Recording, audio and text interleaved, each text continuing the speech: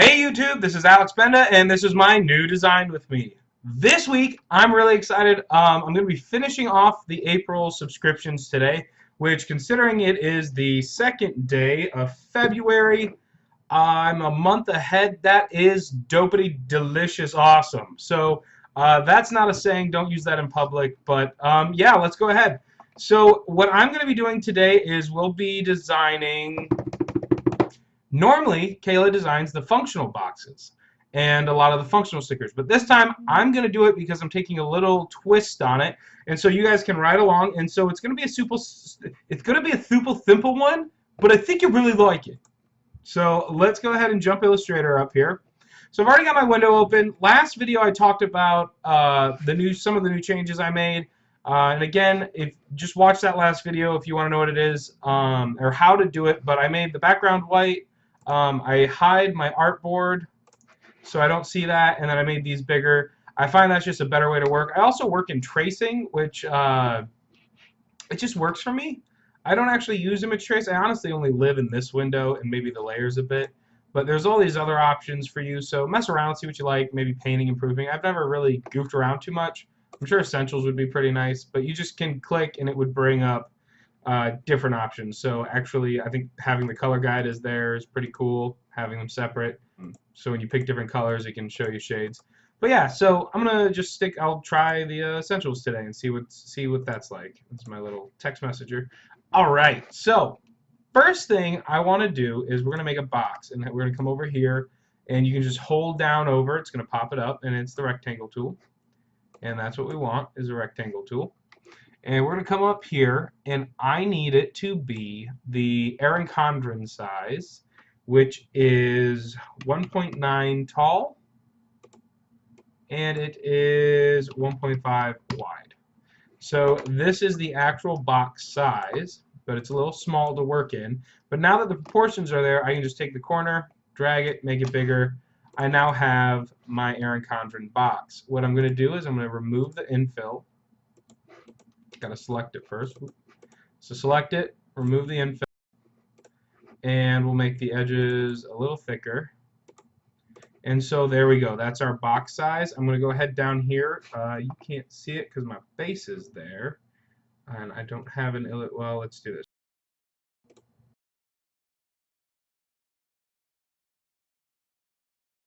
So I just wanted to show you my sound goes off when I turn the webcam off.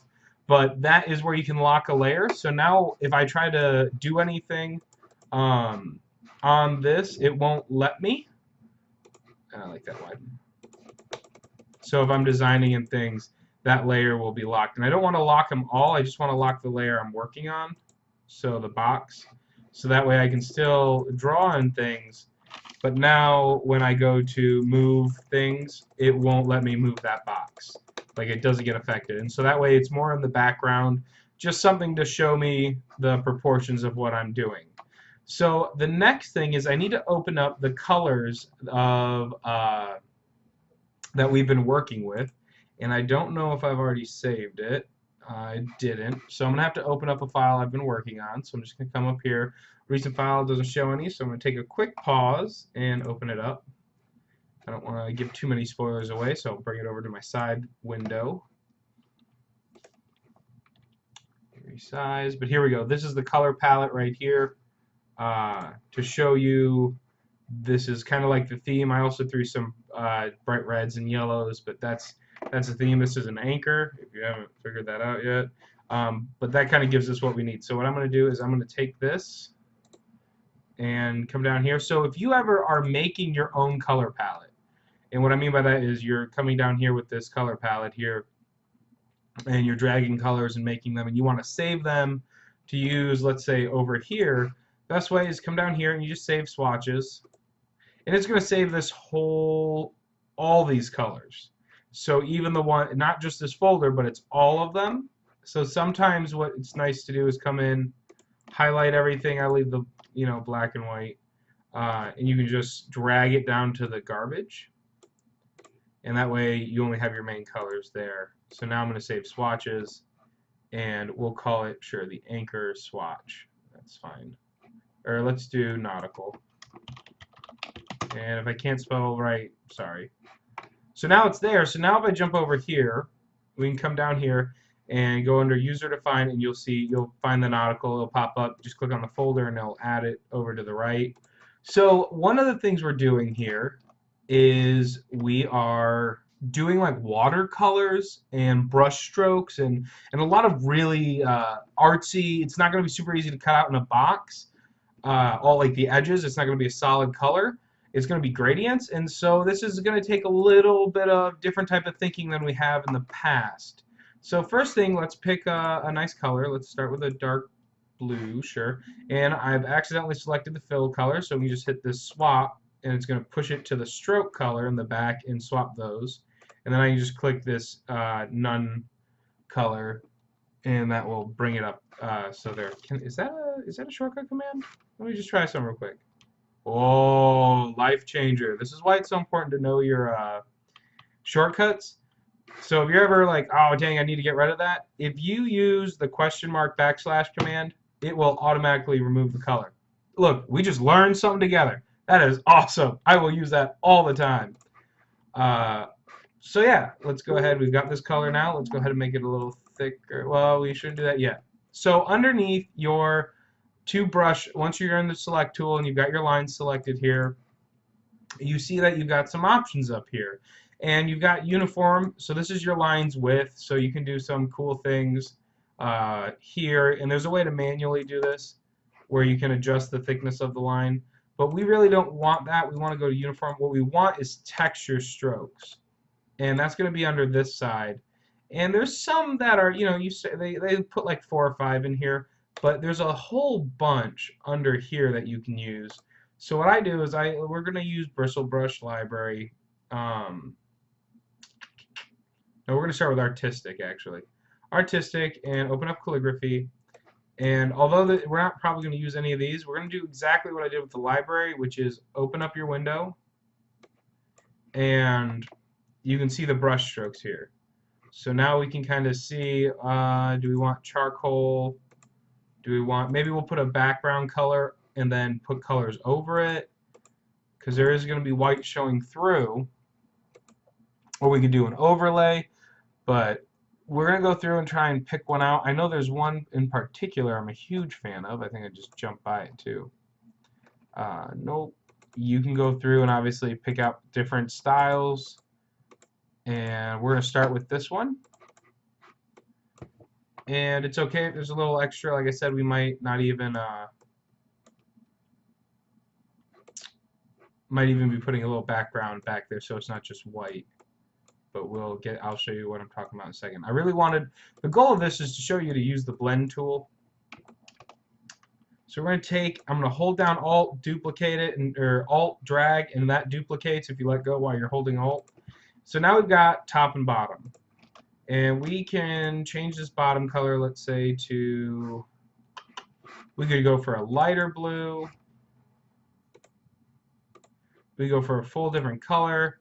Let's go for a full different color just for the purpose of examples, and I will show you more later. Well, you'll get the idea better this way. One thing to take note of is that when you're going to use this blend tool that I'm about to show you, you're going to want to set the top and bottom where you think they should be. So here and here, so because of the background we know where that is. And then you're going to come over to Object, you're going to hit Blend, and then go to Blend Options first. And now you can do spacing. So do we want smooth color or do we want specific steps?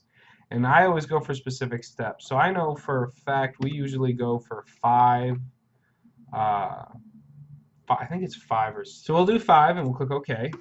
And now we have to go back and we go to Blend Tool. Now there should be oh, I got to select both. That's what we're missing. So select the 2 shapes you're going to be blending. Now if we go to Blend, it wouldn't have shown you the make option before, but now it's here. You can go ahead and do that. And what it does is it will find the average between the top and bottom and break it into 5 different steps. So that's why we're getting this color variation. So now if we come in and make the top one thicker, see how they get smaller? So we can kind of start messing around with that. and we get some kind of cool variation going on there. That's looking real good in the middle. Actually, I think we're gonna ignore the edges here. I just like the wave look. And so as you can see, everything's dynamic. So all of these are connected and linked. You really only have two shapes. You can't edit the ones in the middle because right now they're all part of an effect that is being put onto these two shapes. If you wanted to do that, what you would have to do is go to Object and expand Appearance. And then you can even expand it once more. And what that has done is now made each one of these individual and movable on its own, which is a better way for the computer if your computer is really slow or you're working on really large files. I always recommend expanding it and going that way. The next thing we can do is come up here, changing opacity, just kind of see where our lines are. So it looks like we have 7 steps because it didn't count when we said 5. It didn't count the top and bottom. So I'm going to get rid of a couple in the insides. Actually, let's go back to the blend tool. And we can go right back without having to change it and go to blend options while the effect is still there and go to 3, and it will adjust it because it's the effect you're editing. Once you do the expand, you won't be able to come in and dynamically change it like that. So that's looking pretty good. Probably want to shrink this down. Try and get the colors right. Alright, so now, like I said, I really like this inside stuff, but this edge stuff I'm not too in love with, and I also don't like the repeating pattern. So we have a couple different options. We can come down here and change this brush stroke, and that will, again, it changes the effects and how things are from one to the other. But it's not so much that. I like that better, actually. Where was that? Is that this guy? Yeah, that's a cool effect. So I kind of like that. It gives us a little bit of like gradient. It kind of almost looks like it's going off into the ocean. So let's come back over here. And instead, what I'm going to do is I'm going to go to the bottom corner. You guys can't see it.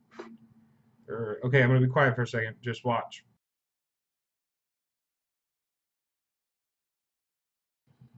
And I unlock that layer. And so now that layer in the background is movable, but we can't see it. So I'm going to teach you a cool trick. Control Y will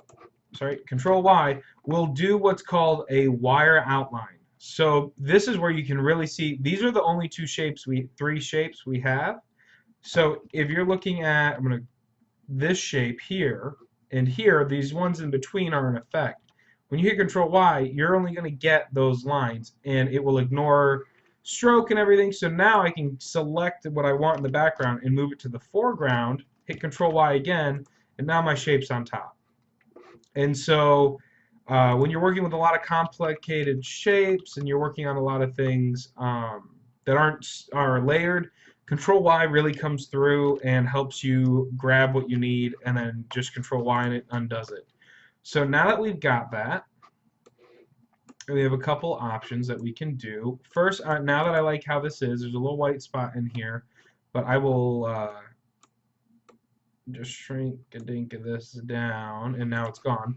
So I think this looks pretty good. They're about even spacing. We're going to go in and expand this like I showed you a second ago. So expand appearance, object expand, and that's going to let us have all these objects. Now we're going to highlight, go over to, oh, it's not here because I'm in a different thing.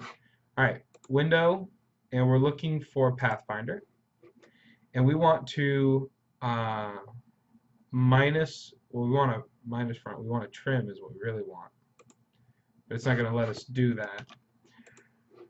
So we can go ahead and, okay, so what I just did is add a clipping mask.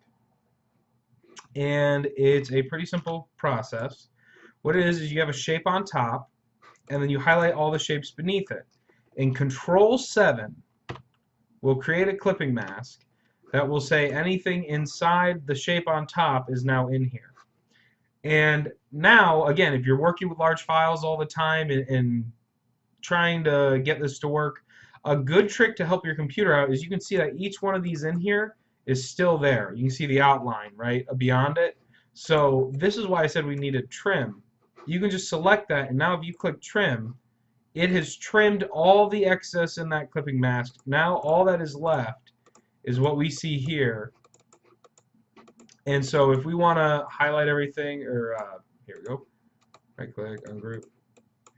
Now everything is individual and moves on its own like that. So we have that option too, which is, I think, really kind of nifty now that it breaks it up. So it's a really great trick. Pathfinder is a super useful tool. It's all just trying to trick your brain into working a certain way. Yeah, what if we add some white stripes in here? Not the band. Just, let's go here.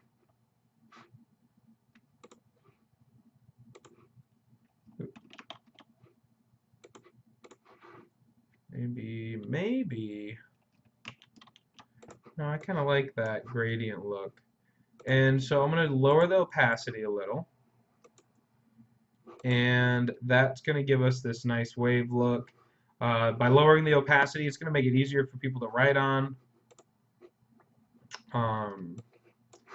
When it comes for pen usage, I'm going to do 90%. That way there's still a lot of color, but this is going to print out really great. And we've also given it more than just a regular straight lines across. It's got a little bit of texture to it. Another thing we can do is I do want to do a watercolor theme, so we're just going to move that over there. And this is one of the big reasons why I switched to having a white background, is it feels like I'm just working in a giant ocean of design. But it is easy to lose stuff. So now we've got this over here. Another trick, again, the other way I was going to show you guys how to make the box is you've got your lines. We're going to take it, we're going to swap colors of the back, start with a nice blue, green, swap it, use that shortcut command we learned a second ago, and come in, and there's tons, like I said, tons and tons and tons of brushes and artistic things to enhance your pen tool. Back, and in fact there is one called Watercolor. This is what we want. In fact, our new packaging that you guys have yet to see is made of this material. I like that one. So now what we're going to do is take that and pick a different one. Say there. Go ahead and pick another color for it. Oops.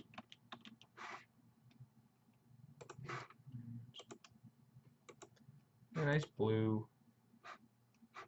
Take that, drag it down, pick another one. And you can find more brush strokes and things online.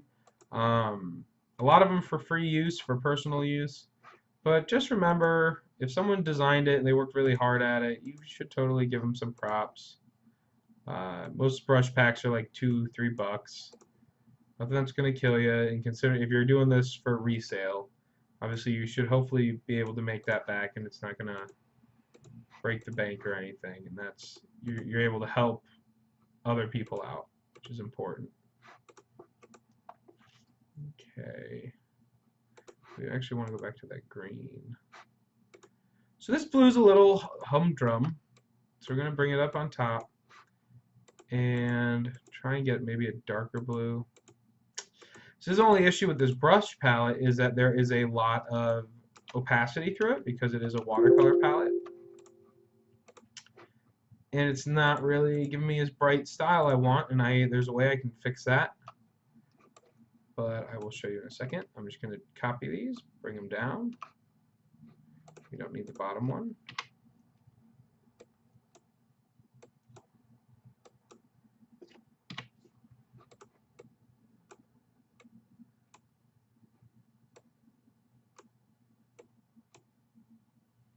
Yeah, you can see here how the opacity that's built into the brush. All this is at 100 opacity, meaning the how much you can see behind it. But in the brush itself, it's built in, so there's none of this harsh lines. It's all bleeding into each other when I move this around, you can see the colors behind it. And so it's nice, but we want to make sure we still have a little bit of a pop for that.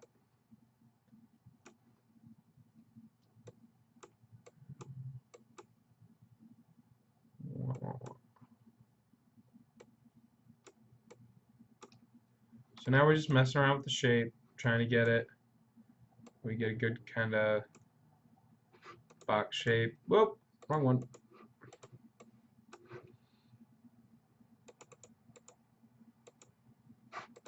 And it's all about just sitting here messing around with it. You can't, I know a lot of people say like I don't have the leisure or the time, but it's all just to be fun. You're just trying to, it shouldn't feel like work.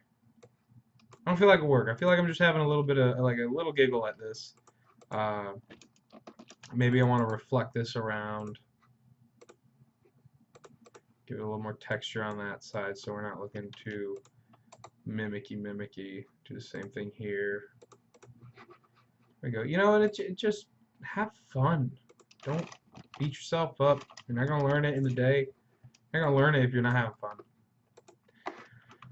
So I think that looks pretty good. Maybe we come in and change colors. So if I'm not happy with the colors, here's a great trick. Highlight them. Pick your color folder. If you want to make a new one, here, do it here. And then click Edit or Apply Color. And I'm going to bring this over here. So what it has done is all the colors that are here, the whites, the grays, that we can't see because they're part of that brush, they got changed into this color group. And we can use these down here to randomly assign colors from this color group that we selected to this painting, or to our image. And we can just mess around with it and just keep going. Maybe we like that. Maybe we want to change the tint. This changes the saturation and brightness. So it'll keep those colors, but it just changes their tonality. So it's like red and pink and light pink and bright pink, rather than going from red to green to blue. So we can kind of mess around with that and be like, well, maybe that's it. That's not it. Let's keep jumping around colors. We can go back to the color side, and we can get some cool, quick ways to just run through a bunch of samples. Let's say we wanted to jump over to brights and see how that looks over here. We can do that and quickly get a feel for it. So that's a really useful tool. It's great for pumping out a lot of work really quick. So if you have a design that's going to be repeated, you can just use this over and over again. So you've got, like, let's say you're doing a box for a month and you have some intricate colors, and you just want to kind of go through and crank out like 10 different designs all off of that one design, or 10 different color palettes. Come in with your color palettes and just select yours, and then start cranking through these samples, and once you like one, go ahead and hit OK. So let's say we like this, we hit OK. It's going to ask if you want to save the changes. Just don't. And then go ahead and file export, and you've got one done, and bam, you can do another, and then bam, you can do another. It's not hard. You just have to know how. The hardest thing is coming up with the ideas and knowing that, hey, maybe I want to put these watercolor brushes together, do this. Like for me, I want to take this anchor. We're going to snag this off of here, and so we got a little bit of continuity coming through. I'm going to take that. I'm going to make it all white and put it right here. Now we got a little set of check marks. This time we're going to do anchors. And I'll just use Control D to replicate what I did up there, so it's even spacing. And now you've got this super cute little list. And let's say, you know what, maybe I don't want to do anchors every single time. It's weighing me down. Yeah, that's a pun. It's hilarious. Let's say I want to use I've got another one that I think I'm going to use. So I'm going to go in. You guys are getting some spoilers here. Open up a new file. We're going to grab this guy. I'm going to take him, bring him over back into here. We're going to paste it right in here. We want to make sure the red is, let's use red is a white, maybe? I don't know. Oop. You see some of my tricks. I had to layer them to get it to look good. But we can take that. I'm trying to think how we can color merge this. Shrink that down. How does that look small? Not as good as one would hope. So I can come in and I'll probably I'll fix this. I'll have to make them from scratch. But we could do that. Actually, I think anchors weren't too bad all on their own either. So that's what I mean. Just come in, and if you're not happy with it, just fix it. And there you go. We've got a little to-do list made here. We got one here, and then we got a totally different feel over on this side. And that's fine. And if you want to come in and let's say we're going to grab this anchor again, Control C, Control V, plop it right there, shrink her down, and get it even a little funky with it, make it, you know, orange, totally not what the colors are. Highlight that.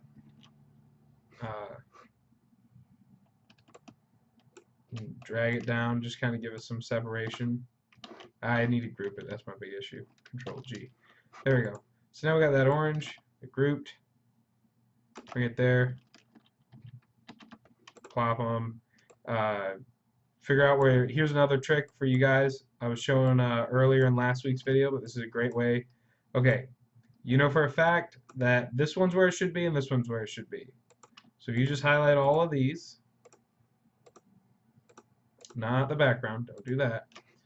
And line them up dead center. Oops, see, I did grab the background, dang it. There we go. Okay. One more time here. Select all of these. Line them straight up with this tool. Go for a horizontal or a vertical distribution, and it will split it out between the top and the bottom. And then when you move them or adjust it, bam, they're all equal distance apart. Another way to do it. So again, there's a hundreds way. You can use the blend tool. You can top and bottom and do distribute. Lots of good ways. Actually, I think maybe, yeah, instead of switching that, I'll come in and just switch colors to get a little more of the color palette. So there's a pattern coming in. Maybe I'll take this one and because it's already of that tone, we go back to our color guide that's nifty and go give it a light tint. And so now we've got these repeating color patterns coming in. And that's kind of fun, right? And so bam, you've got a really unique, no one's ever made that before, and that's all yours. Like, that is mine. No one owns the rights to that. Yes, it's an anchor. Everyone's seen an anchor before. Yeah, they're just gradient lines, but that is my gradient lines, and so I'm super proud of it. I think they look good. So I'm going to save these and call it a day.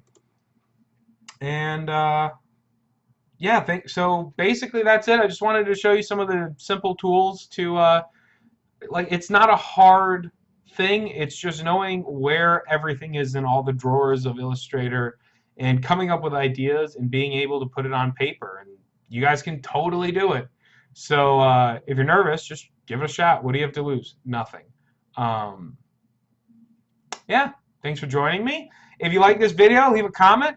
Please like the video. If you don't like this video, just do what go on with your day. Thank you. And subscribe to this awesome channel. Thanks for tuning in. And yeah, that's it.